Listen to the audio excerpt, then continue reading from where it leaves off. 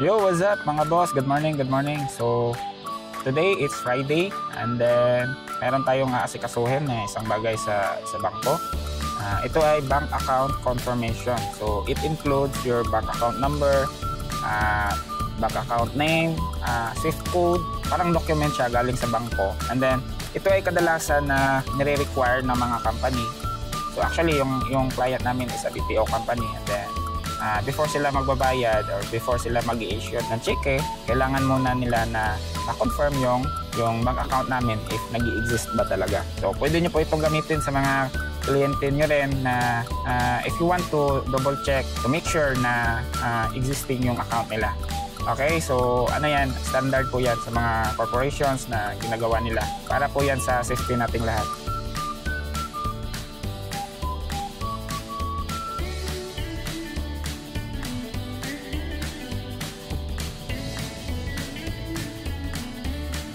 So we are going to IT Park.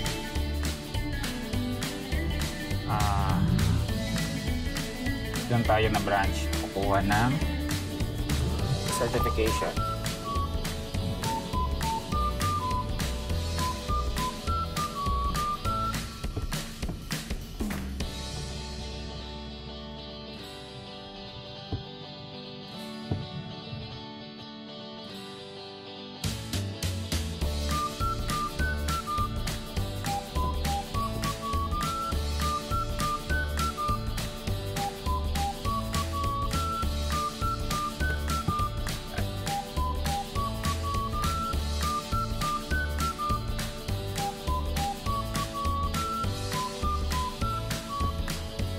Dito tayo nagtatrabaho dati.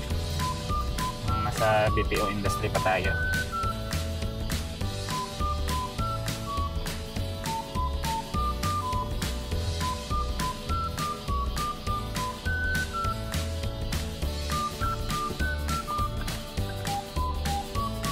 So this is IT Park, guys.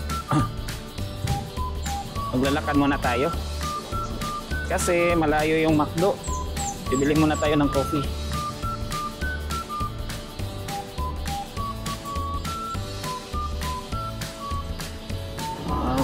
Ganito din sa Makati, maraming high-rise building. So, dito sa Cebu, meron din kaming ganyan. Ito sa IT Park.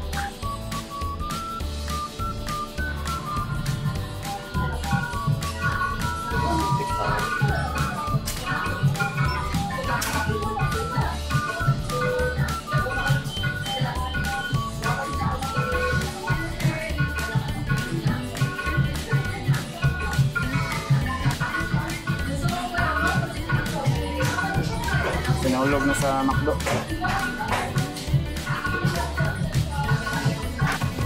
So guys, dito muna tayo sa McDo. Mag-coffee muna tayo.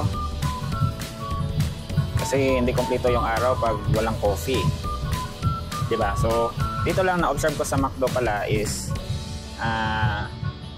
meron na silang pinapatugtog na Sinulog. So, malapit na yung Sinulog Festival dito sa Cebu.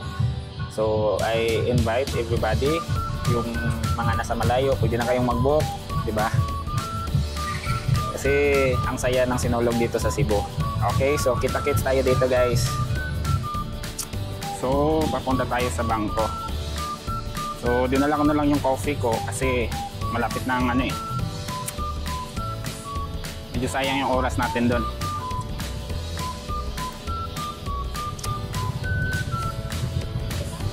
So, dito pala tayo papasok sa Union Bank.